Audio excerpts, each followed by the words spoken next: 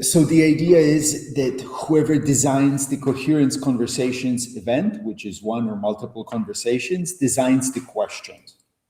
And then these questions are then used for sense making.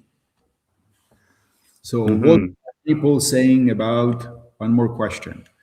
What are people saying, What are people's needs?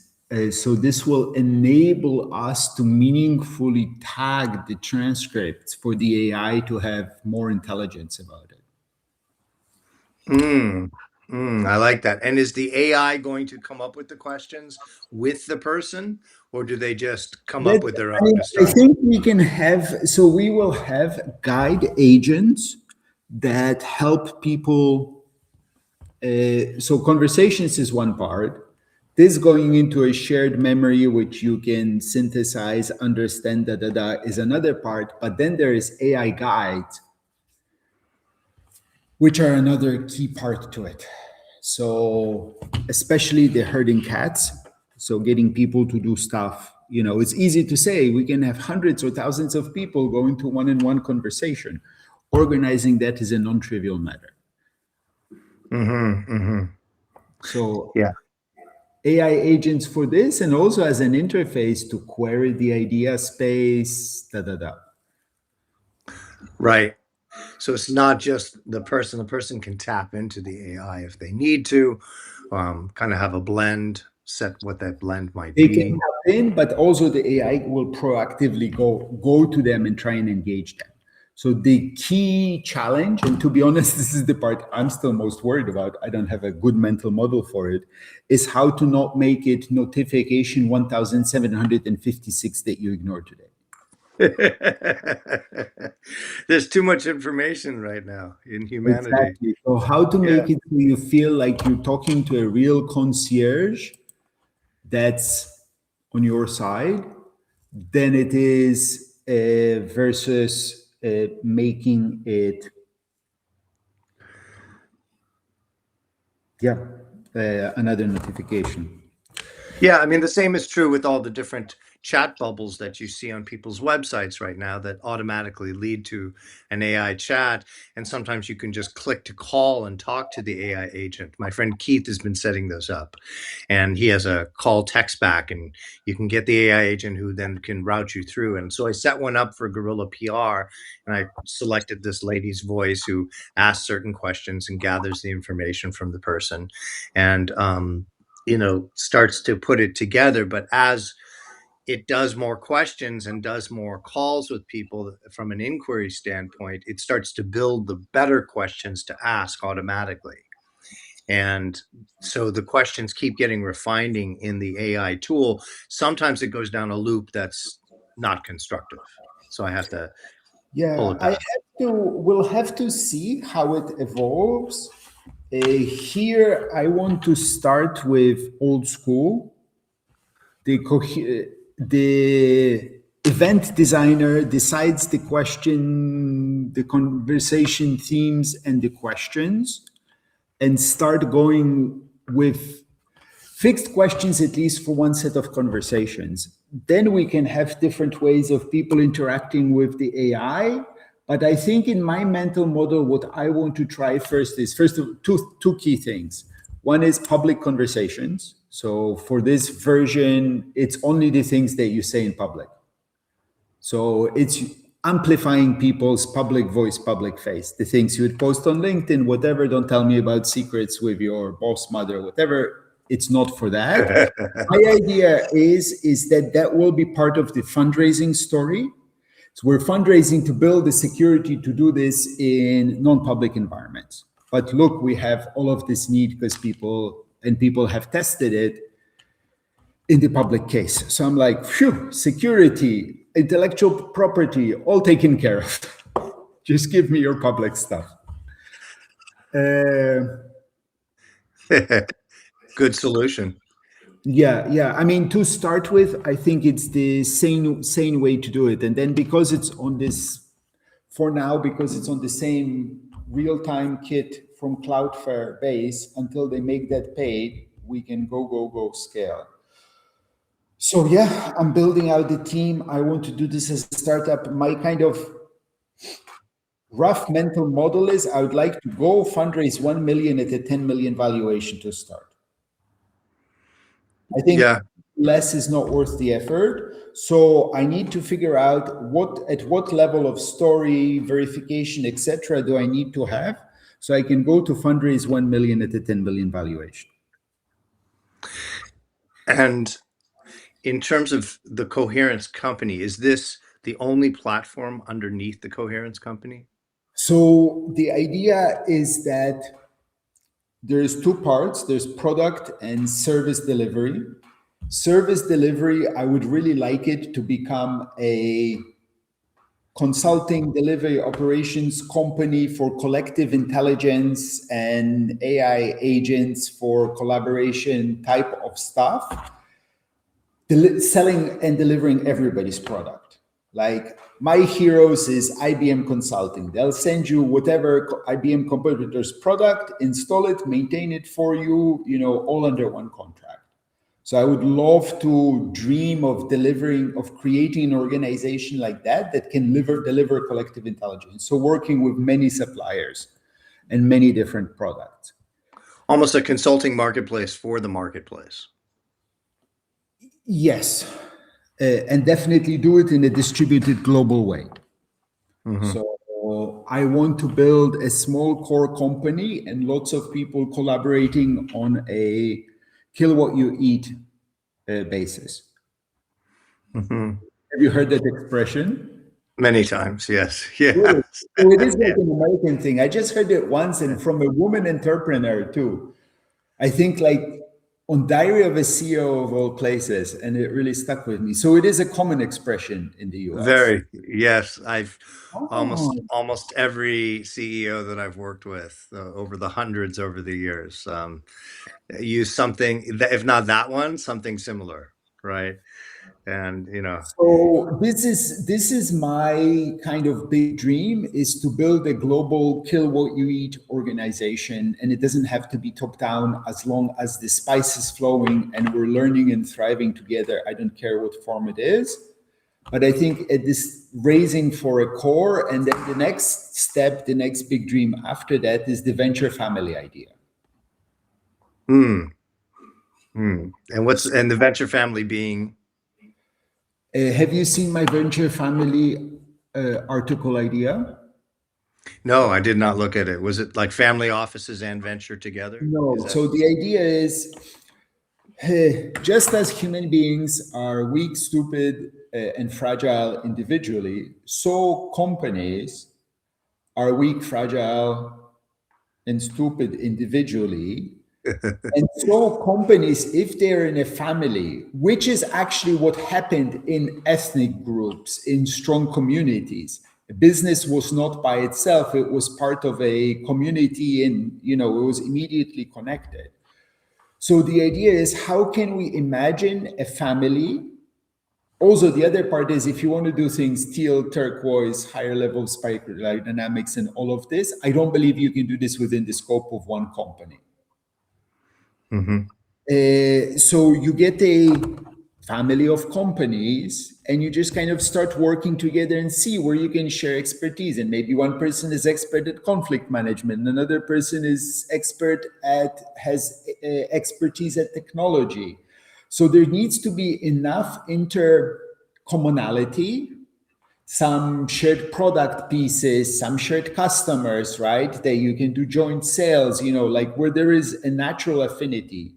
It could be geographic, it could be thematic, connected to one thing. And then you do a raise for a portfolio. Yes. Not a fund which is open-ended, just a simple SPV. We raise, let's say, 10 million at 100 million valuation, and these 5 or these 7 companies are going to share the fundraise. And also, by the way, they have this learning expertise. So you have the benefit of a much bigger pool of people sharing, learning, and supporting each other, more ideas. But you also have the resilient, first of all, the ability to innovate and make decisions of individual companies.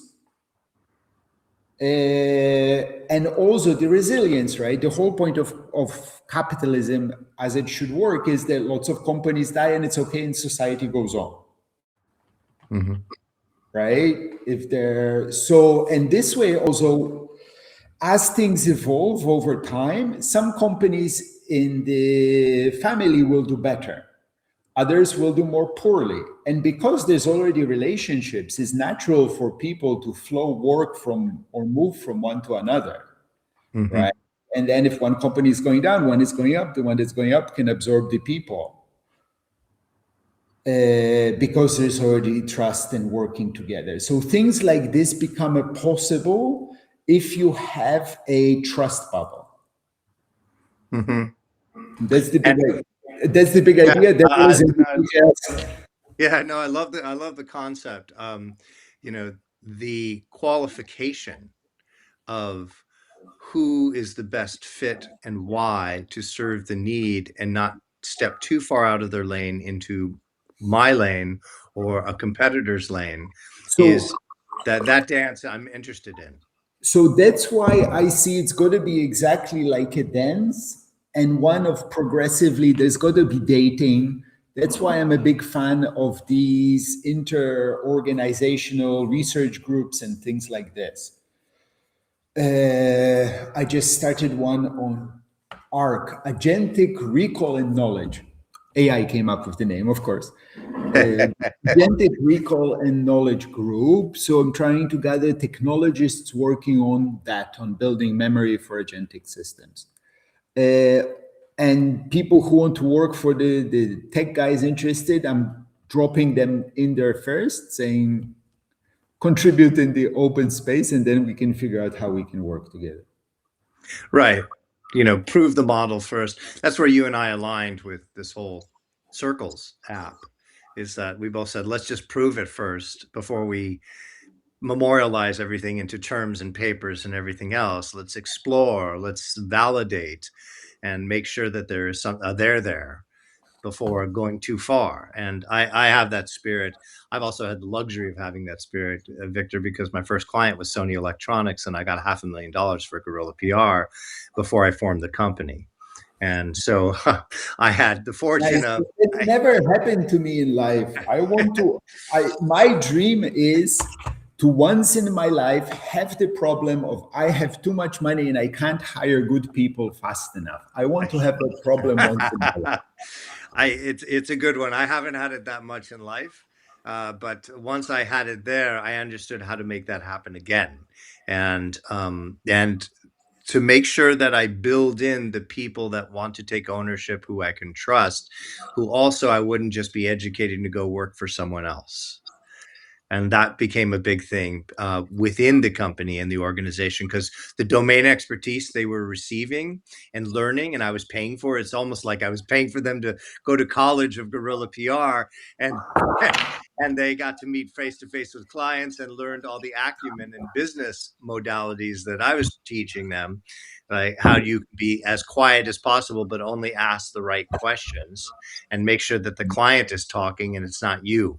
Don't be pitching, be questioning, and be getting nods and be shoulder to shoulder, not across the table from each other. So I taught basically, here's diplomacy applied to an exchange modality, which was, marketing, advertising, and in this case, influencer, grassroots at scale. And they learned it, right? And I was really lucky, but then it came to partnerships in my second year with Gorilla. I had Sony, I had Nestle, I had big clients, things were moving, and I was trying to qualify who were the right partners who didn't have what we were doing. And more and more companies were claiming they had what we were doing, but when you actually had a conversation with another agency, like Y&R, Young and Rubicon was the agent for Sony. They said they did what we did. Well, they didn't. They thought they did buzz room marketing and all that, but I was applying conversational marketing using metrics of psychodemographics together with cultural anthropology, and then doing it at scale and repeating the process, right? So they were not a fit because they came in and said, well, we're doing what they're doing. There's nothing special there. So they were unwilling to kind of look below the hood. So the first and foremost thing I think is people being honest with what their offerings are, and really looking at the details, not just the top vanilla layer, to establish coherence between companies. And over the years, we developed kind of an 8-point strategy. We had 8 different ways that we would evaluate whether someone would be a good partnership fit. And part of it was, how are they treating their other partners? And how long have they been around? And what is the acumen of the team and the leader, the C-suite, that's really driving the whole thing? And, do they want a quick exit, or are they going to stick around before they start to do a dance of potentially getting acquired? Because once they're acquired, they're not going to be available. So we looked at, like, what are all the speed bumps in the process of forming these partnerships, and what are the triggers and what are the filters to knowing which are the best potential fits that we can invest time, because we were small. We were only a 100-person agency. So each person's time we wanted to try and optimize. So every meeting, I wanted to know that, okay, I shortened the meeting to close cycle. It's not 7 meetings to get a deal, it's 3. Sometimes it's 2. And I realized there were all these consultants that were out there that were already on the payroll of a lot of agencies who just wanted a trusted, hand-picked grassroots marketing company that could do integrated marketing. And they didn't want to go to the big agencies because they didn't want their business stolen. And they started becoming our feeder. And so I started to build a marketplace of consultants, Victor, and it worked really well. And we had about 20 consultants that we were their go-to, and we would pitch alongside them. They would say our name. We didn't have to white label our services for them, and because they were on the payroll getting their strategic advice already. And I think for what you're talking about, I know a lot of consultants who are in companies who don't know the new knowledge, who don't know how to use intelligence and pool it and apply it correctly for the benefit of their clients. Nobody knows. I mean, this is just becoming really viable last months. So it's super exciting times. Very, very. And so anyway, I don't speak of that like I know everything. That was my journey, right? And it took me a while to learn what not to do. I made a lot of mistakes. I partnered with the wrong companies sometimes. And it wasn't just loss of money, it was also loss of resource and loss of time and loss of enthusiasm in my company. That was a big deal. That was more important than the loss of money.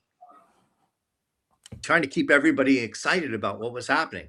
And our weekly meetings, right, being transparent and describing, what was going on throughout the whole company. So there was this co-ownership of the concept of what we were trying to do. We were trying to build relationships amongst people that mattered to them in conversations that made people feel good and elevated, and trying to do that at scale. That's all that Guerrilla PR ever did, was just, how do we build deeper relationships that are meaningful? And it worked for 15 years. I had all those employees. And then finally I was just like, I'm tired. I don't want to be with my kids. I'm just going to be a consultant. So see, this is what's interesting to me, is how you could re-envision chunks of what that was doing as a guild of either individuals or small teams that kill what they eat. So you have the shared knowledge, camaraderie, connection, and all of this, but you don't have payroll overhead. Right.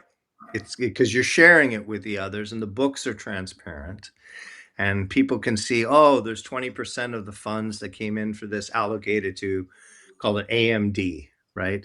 I as a think consultant. building the guild as a set of protocols for working together. Yes. Yeah. It's almost like a coalition in a certain way. Yes. It's a guild, but it has elements of a coalition. I'll share you the thing on venture family. In any case, that's the idea of a venture family. So my goal is, if I can raise 1 at 10, if I could raise 10 million at 100 million valuation for a venture family next year, that would be amazing. And then onwards and upwards from that. Yeah, there's not a lot of like next gen intelligence consulting firms that know how to translate it into know how to operationalize it. Like if you know how to operationalize it, and particularly if who's the client, who would be the client bases for the initial guilds. So, I mean, in the case of the Coherence company, I see this clearly. In the case of circles, can also be. What if it wasn't a franchise, but it was a guild? And in every area, you set up a guild. Guilds were still wealthy, by the way. So it can let you take a professional tax. Yeah, I'm really interested in exploring different forms. And the difference is a guild has a spiritual and a value space. Mm-hmm. Right. Yeah, and a commitment to a craftsman set of standards. And mutual accountability. Because the thing is, if somebody is a guild member, you have the ability to appeal their professionalism to the guild. Mm-hmm. Right? And Right. I mean, in the US, being disbarred, that's you being kicked out of the Guild of Lawyers. Right. Yeah. Or, like a lot of people call those associations, but they're not the level of depth that you're, putting forth in terms of a guild.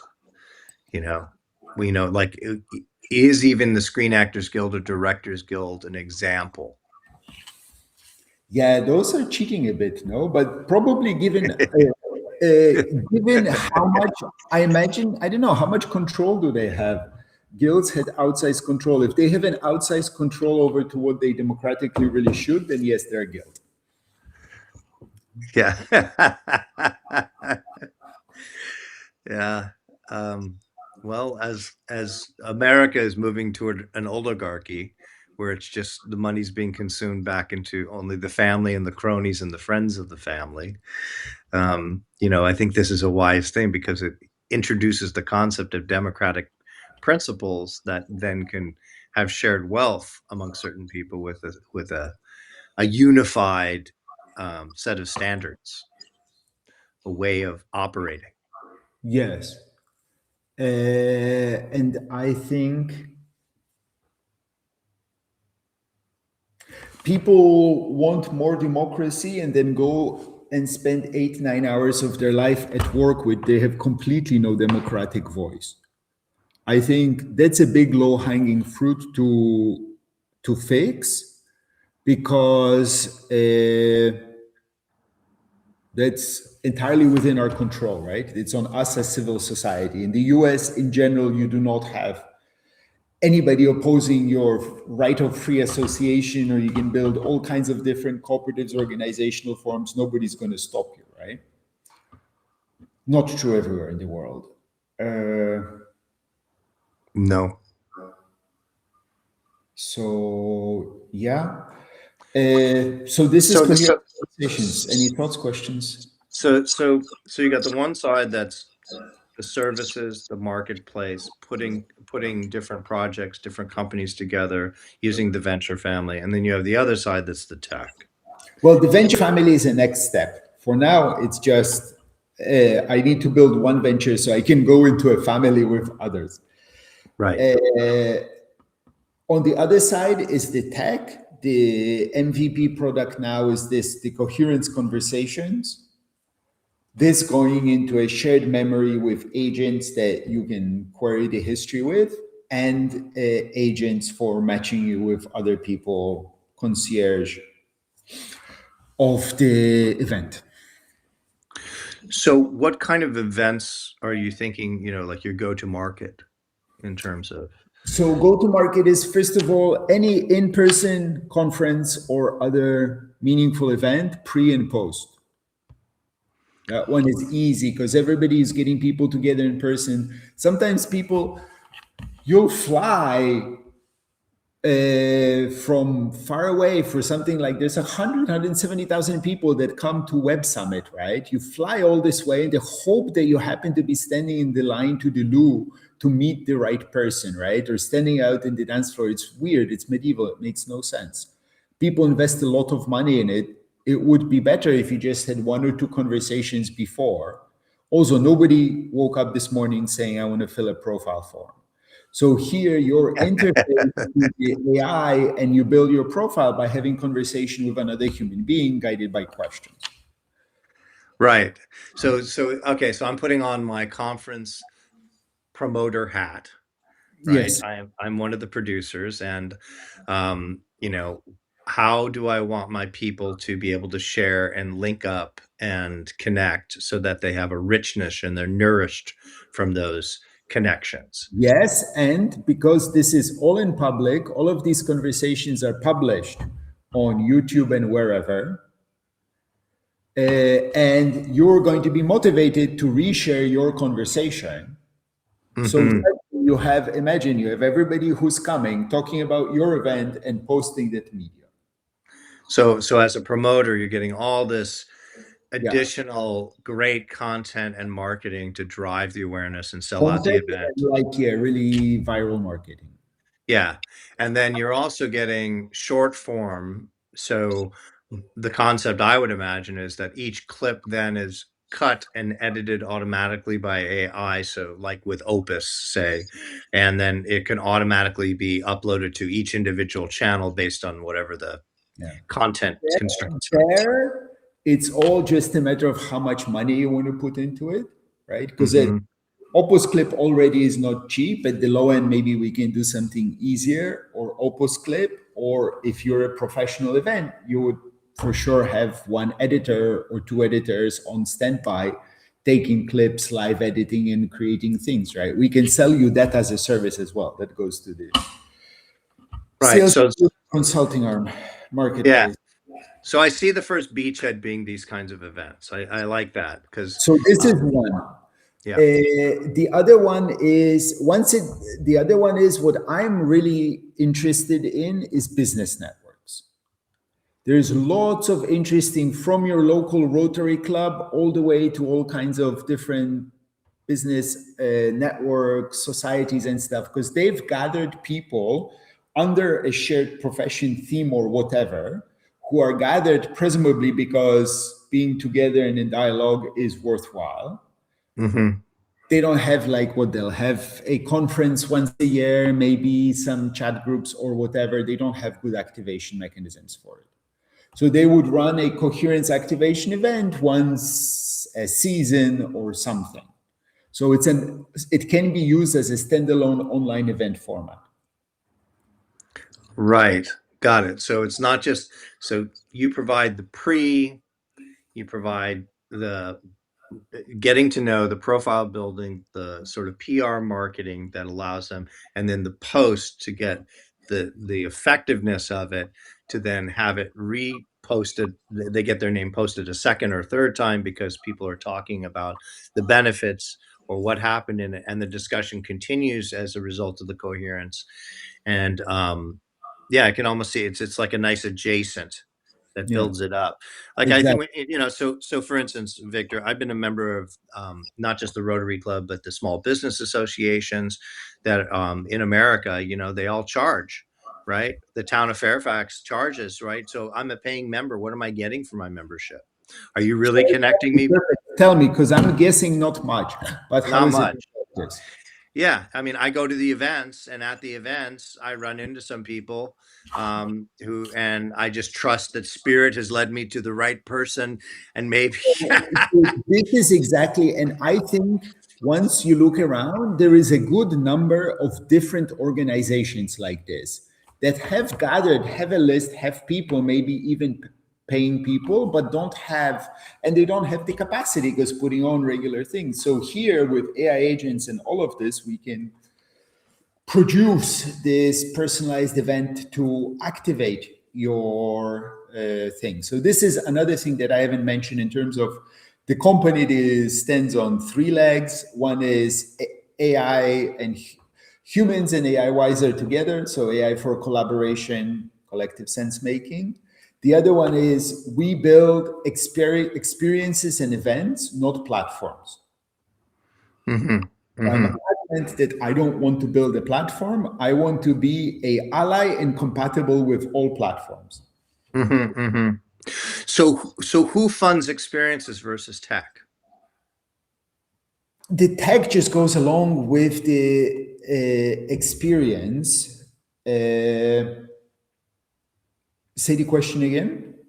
Yeah, it's an interesting question. Um, Often, if you don't have tech, getting investment is challenging Yeah, because we have the whole tech, right? I mean, and what I think will become interesting, what I'm seeing now, it's not just the tech that you've built or assembled. There's a lot more things that you assemble. It's also prompts and how you organize and configure agents is going to become a bigger and bigger part of it. Yep.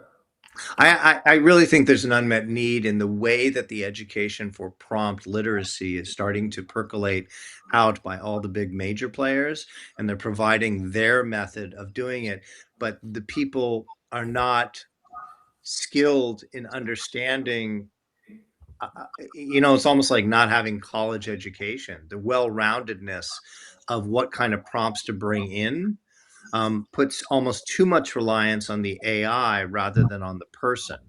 I Like if you think can have, I um, think it's all like this is going to, once we figure out how to get it into the hands of the kids, because it's natural language, this is going to be Minecraft multiplied by TikTok, multiplied by Snapchat, and bigger.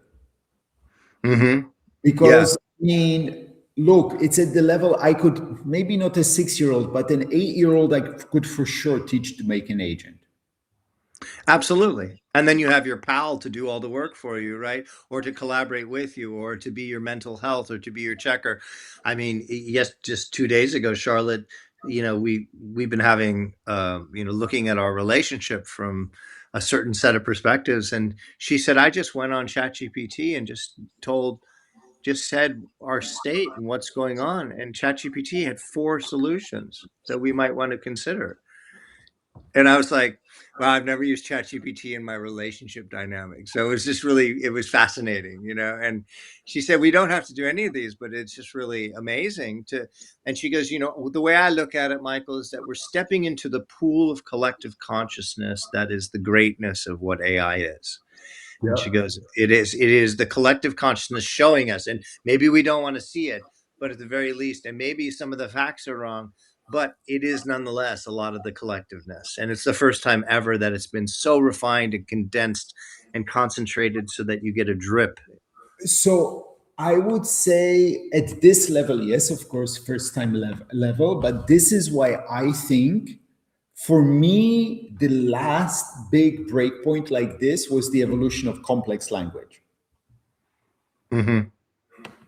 I think it was equally, there is what is it, the Neolithic explosion or whatever. There's a time where all of the tool complexity, instrument, and everything suddenly go 10 times, 100 times, regional variation styles, whatever.